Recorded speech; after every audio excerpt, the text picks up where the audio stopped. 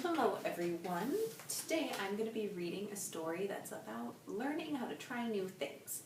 The story is called Bread and Jam for Francis. It is written by Russell Hoban and the pictures are by Lillian Hoban.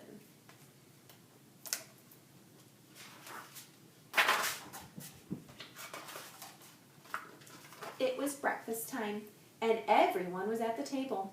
Father was eating his egg. Mother was eating her egg. Gloria was sitting in a high chair and eating her egg too. Francis was eating bread and jam. "What a lovely egg," said Father. "If there is one thing I am fond of for breakfast, it is a soft-boiled egg." "Yes," said Mother, spooning up some egg for the baby. "It is just the thing to start the day off right." "Ah," said Gloria, and she ate up her egg. Francis did not eat her egg. She sang a little song to it. She sang that song very softly.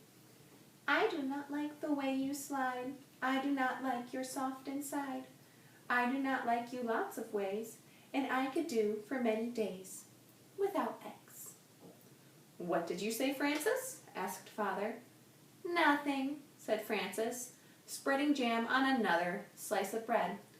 "Why do you keep eating bread and jam?" asked Father, "when you have a lovely soft-boiled egg?"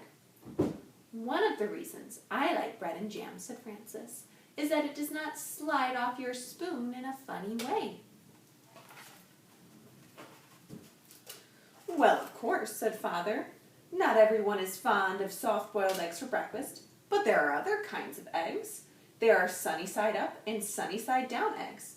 "Yes," said Francis, "but sunny-side up eggs lie on the plate and look up at you in a funny way. And sunny-side down eggs just lie on their stomachs and wait." "What about scrambled eggs?" said Father. "Scrambled eggs fall off the fork and roll under the table," said Francis. "I think it's time for you to go to school now," said Mother. So Francis picked up her books, her lunchbox, and her skipping rope. Then she kissed Mother and Father goodbye and went to the bus stop. While she waited for the bus, she skipped and sang, "Jam on biscuits, jam on toast. Jam is the thing that I like most. Jam is sticky, jam is sweet. Jam is tasty, jam's a treat. Raspberry, strawberry, gooseberry, I'm very fond of jam." That evening for dinner, Mother cooked breaded veal cutlets with string beans and baked potatoes. "Ah," said Father, "what is there handsomer on a plate and tastier to eat than a breaded veal cutlet?" "It is a nice dish, isn't it?" said Mother. "Eat up the string bean, Gloria." "Oh," said Gloria, and she ate it up. She had already eaten her dinner of strained beef and sweet potatoes, but she liked to practice with a string bean when she could. "Where do breaded veal cutlets come from?" asked Francis. "And why are French-cut stringless beans called string beans?" "We can talk about that another time," said Father. "Now it is time to eat our dinner." Francis looked at her plate and sang, "What do cutlets wear before they're breaded? Flannel nightgowns, cowboy boots, furry jackets, sailor suits." Then she spread jam on a slice of bread and took a bite. "She won't try anything new," Mother said to Father. "She just eats bread and jam." "How do you know what you'll like if you won't even try anything?" asked Father. "Well," said Francis, "there are many different things to eat, and they taste many different ways. But when I have bread and jam, I always know what I am getting, and I am always pleased." "You try new things in your school lunches," said Mother. "Today I gave you a chicken salad sandwich." "There now," said Father to Francis, "wasn't it good?" "Well," said Francis, "I traded it with Albert." "For what?" said Father. "Bread and jam," said Francis. The next morning at breakfast, Father sat down and said, "Now I call that a pretty sight. Fresh orange juice and poached eggs on toast. That's a proper breakfast for you." "Thank you for saying so," said Mother. "Poached eggs on toast do have a cheery look, I think." Francis began to sing a poached egg song. "Poached eggs on toast, why do you shiver with such a funny little quiver? But then she looked down and saw that she did not have a poached egg. "I have no poached egg," said Frances. "I have nothing but orange juice." "I know," said Mother. "But why is that?" said Frances. "Everybody else has a poached egg. Even Gloria has a poached egg, and she is nothing but a baby." "But you do not like eggs," said Mother, "and that is why I did not poach one for you. Have some bread and jam if you are hungry." So Frances ate bread and jam, and she went to school. When the bell rang for lunch, Frances sat down next to her friend Albert. "What do you have for lunch today?" said Frances.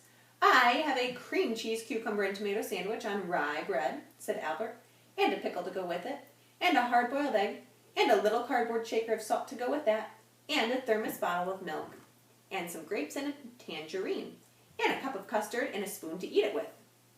What do you have?" Frances opened her lunch. "Bread and jam," she said, "and milk." "You're lucky," said Albert. "That's just what you like. Now you don't have to trade with me." "That's right," said Dinner, "and I had bread and jam for dinner last night and for breakfast this morning." "You certainly are lucky," said Albert. "Yes," said Frances, "I am a very lucky girl, I guess. But I'll trade with you if you want to." "That's all right," said Albert. "I like cream cheese with cucumbers and tomatoes on rye." So Albert took 2 napkins from his lunchbox. He tucked one under his chin. He spread the other napkin out on his desk like a tablecloth. He arranged his lunch neatly on the napkin. With his spoon he cracked the shell of the hard-boiled egg. He peeled away the shell and bit off one end of the egg. He sprinkled salt on the yolk and set the egg down again. He unscrewed his thermos bottle cup and filled it with milk. And then he was ready to eat his lunch. He took a bite of sandwich, a bite of pickle, a bite of hard-boiled egg, and a drink of milk. Then he sprinkled more salt on the egg and went around again. Albert made the sandwich, the pickle, the egg, and the milk come out even. He ate his grapes and his tangerine. Then he cleared away the crumpled up wax paper, the eggshell, and tangerine peel. He set the cup of custard in the middle of the napkin on his desk. He took up his spoon and ate all the custard. Then Albert folded up his napkins and put them away. He put away his cardboard salt shaker and his spoon. He screwed the cup on top of his thermos bottle. He shut his lunchbox, put it back inside his desk, and sighed. "I like to have a good lunch," said Albert. Frances ate her bread and jam and drank her milk. Then she went out to the playground and skipped rope. She did not skip as fast as she had skipped in the morning, and she sang, "Jam in the morning, jam at noon, bread and jam by the light of the moon. Jam is very nice." When Frances got home from school, Mother said, "I know you like to have a little snack when you get home from school, and I have one all ready for you." "I do like snacks," said Frances, running to the kitchen. "Here it is," said Mother, "a glass of milk and some nice bread and jam for you." "Aren't you worried that maybe I will get sick and all my teeth will fall out from eating so much bread and jam?" asked Frances. "I don't think that will happen for quite a while," said Mother, "so eat it all up and enjoy." Frances ate up most of her bread and jam, but she did not eat all of it. After her snack, she went outside to skip rope. Frances skipped a little more slowly than she had skipped at noon, and she sang, "Jam for snacks and jam for meals. I know how a jam jar feels, full of jam." That evening for dinner, Mother cooked spaghetti and meatballs with tomato sauce.